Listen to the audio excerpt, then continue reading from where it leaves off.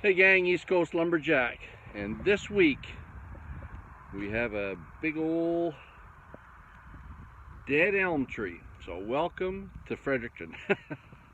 We have a lot of American elm here, and unfortunately we have the Dutch elm disease, and it takes down a lot of these trees. So this is a substantial monster here. It's about 18 inches here at the butt, and all the weight is going this way, which of course is towards my truck. And if you look up, you'll see power lines. So we don't want to get into the power lines. I've been lit up by those babies before. I'm not doing it again. So I got some rope. I got my wedges and stuff, so I'm going to try throwing a rope around that crotch up here and then running it out to the trees out front here and tying it off really tight, giving myself some pull to help with the wedging. So might be fun to watch.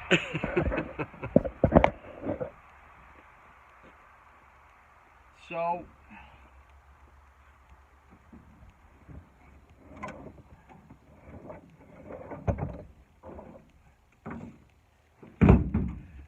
one of the guys that I work with, he's an arborist. He's got a slingshot, and he can fire the rope up there, a little fine line up through the tree on his slingshot. And then of course he just ties a rope onto it and saves him climbing. So I don't have a slingshot. I got another idea. I need something a little heavy, so I said, I know what I can use.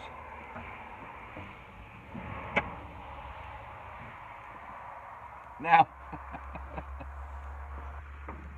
my hope is I tie it on well enough that I don't fire that thing up there. It goes flying out in the swamp. So, I make a good tight knot here. That's the plan anyhow. Good tight knot. So that ball or the nut can't get through it. So I think I can do it like that. So if I can do it like this and then tighten the nut afterwards, maybe. Maybe I'll take it off.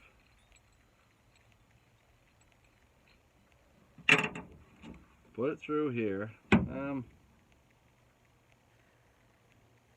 Another idea. Let's put it on the ball itself, right there, and then fasten that. Well, I need more rope. Okay, I'm going on the ball like this. So, but what I want a little bit extra rope so I can go through there and then use the nut as well. So let's try that. Let's make it up here a little more. Give me a little bit more rope. What I say, give a fellow enough rope to hang himself.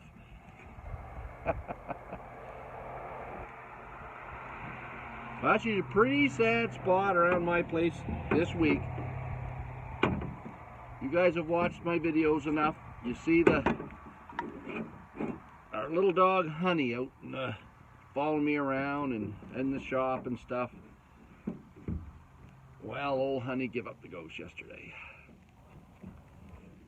She had congenital heart failure is what the vet said, but she wasn't doing well. So anyways, we had to put her down yesterday.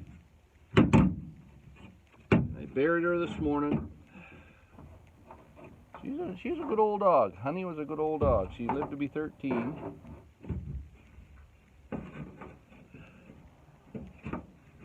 Years old, so that's pretty good for any dog nowadays, I think.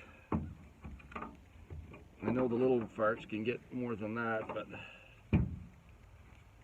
that was good for Honey.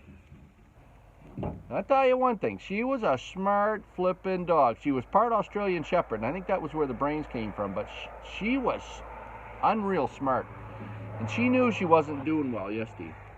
And rather than stay inside with us or on the back porch in her bed, she went out into the tall grass behind the lawn, into the tall grass in the field, and lay down. She knew her time had come. Unreal. The things that dog has done, I'll tell you, as long as we've had her, she is a pretty intelligent puppy, I'll tell you that. Impress the best of us, I can tell you. Okay, so this is kind of going all haywire here now.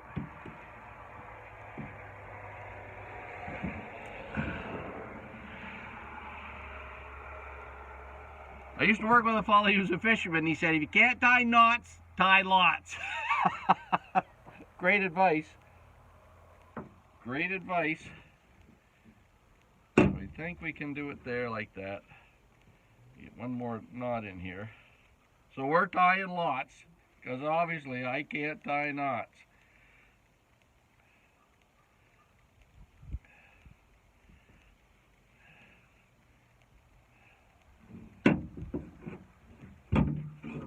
Alright.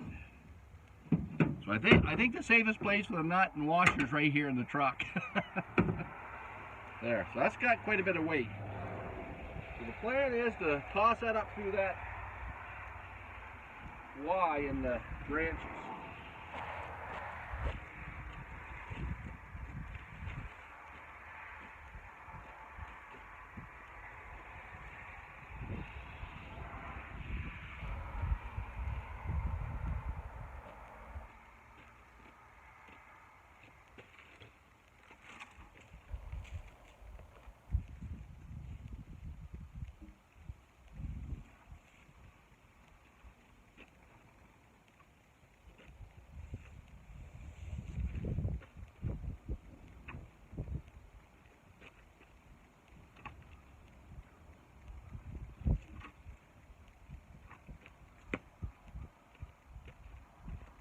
Step number one, no good.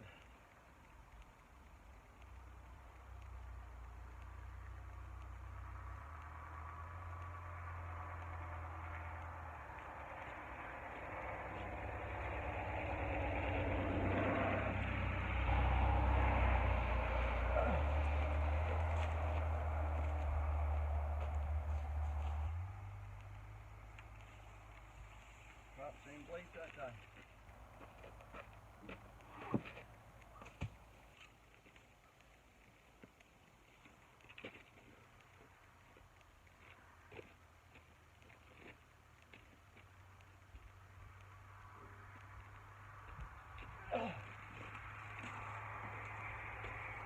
Almost.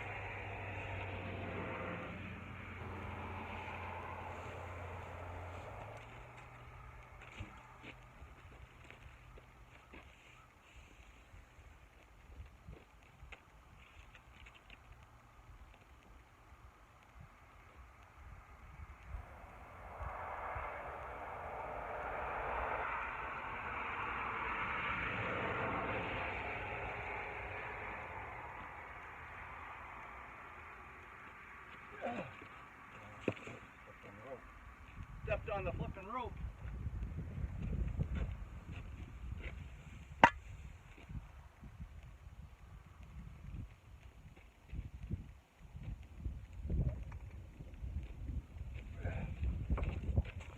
Oh, we were in the crotch. Not quite enough front. You're right there.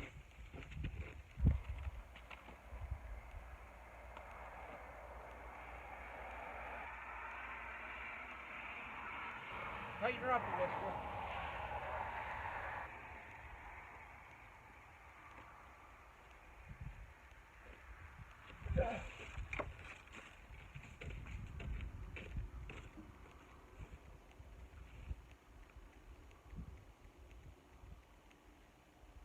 Wow.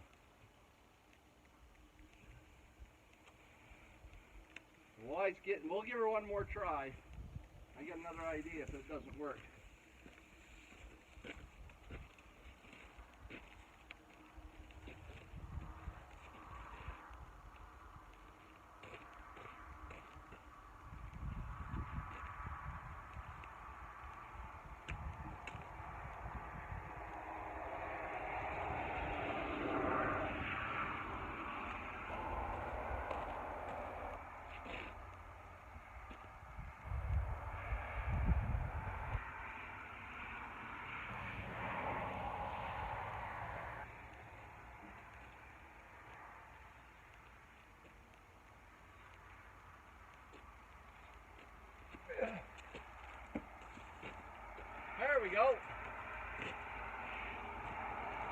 I just want it around there.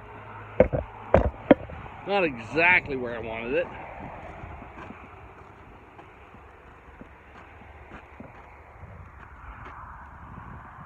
But I can work with that. I can bring it around, let some line down, and pull it. It'll pull the tree to where I want it to go. So we're up.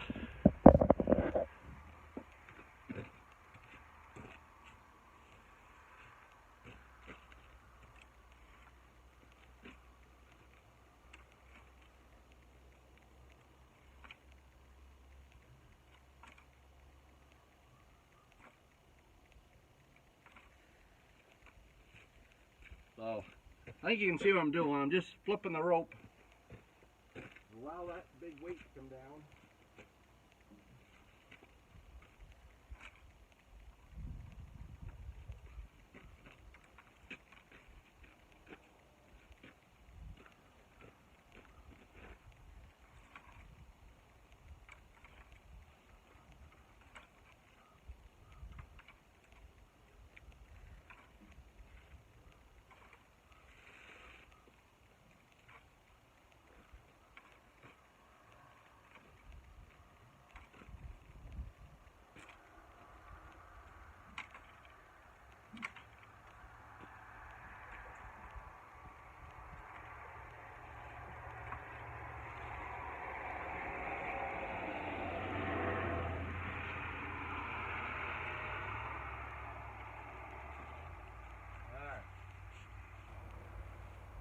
So now what we'll do is I'll tie it on the other side of the tree so I can pull in that direction.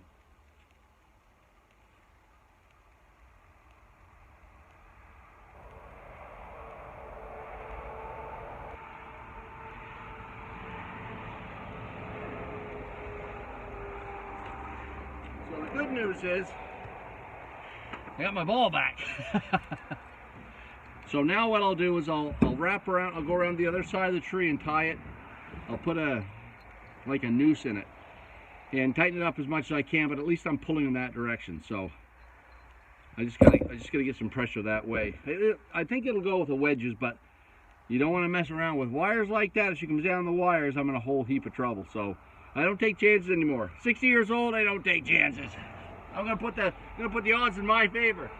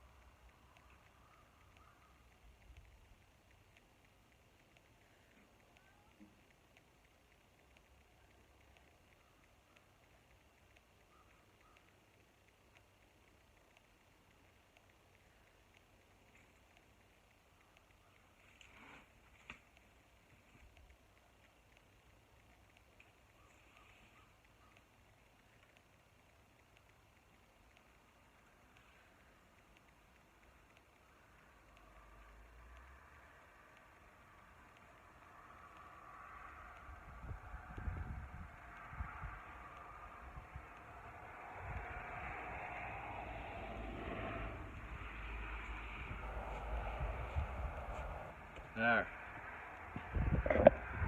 So, we're making headway. So I got a noose tied here, and I'm gonna just slip it up the tree as far as I can get, but she's a steep bank down here. I gotta get at the base of those alders. The biggest thing I have is alder bushes, so I gotta get the base of those. Guess that's the best we can do. So I just gotta untangle the rope. Long rope. Because it's so long, it doesn't like staying straight very well. And this rope is from my fishing buddies down on Gremlin Island. So now we're going to cinch up the top of it.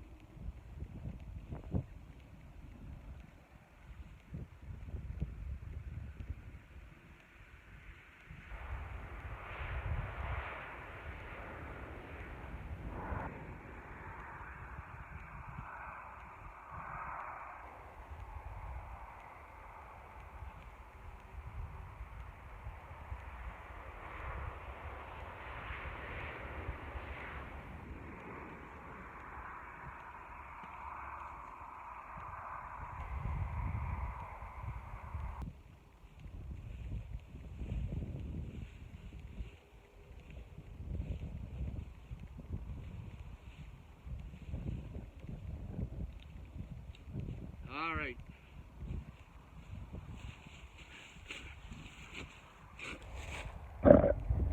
So, we're tied off. We're tied off to alders. They're not that tough of a bush, but I'm low on them.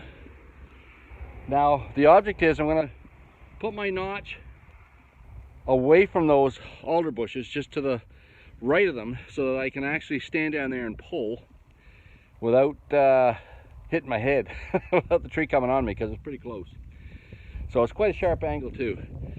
So now we're gonna spend a little bit of time making a notch, a back cut. So once I get the saw ready, we're gonna take it right from here, take it down there beside those alders. So that's the goal. Stay tuned. Alright, so for this job I've got my wedge belt here. I've got my felling lever. And I got my big 372 chainsaw. So we're going to make a big notch on this side. Again, a little bit away from the alders. And then I'm going to use some wedges to put in the back cut. So I'll try to set you where you can see a bit. But with this slope, I'd like to set you out in front, but there's too much of a slope. So anyways, I'll set you here. Hopefully you can see a bit of this. This is tap.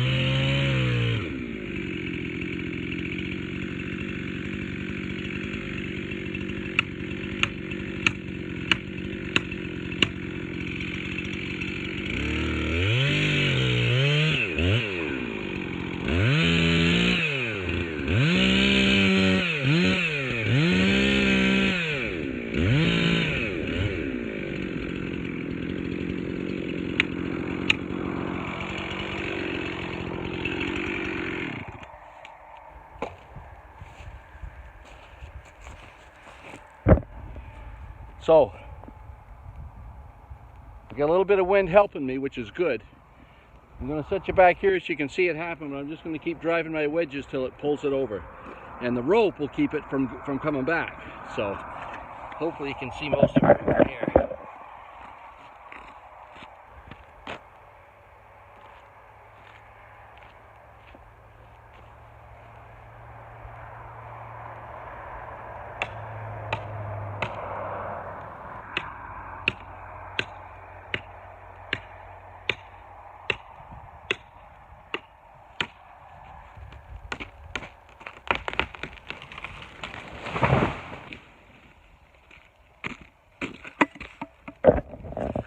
And the beast is on the ground.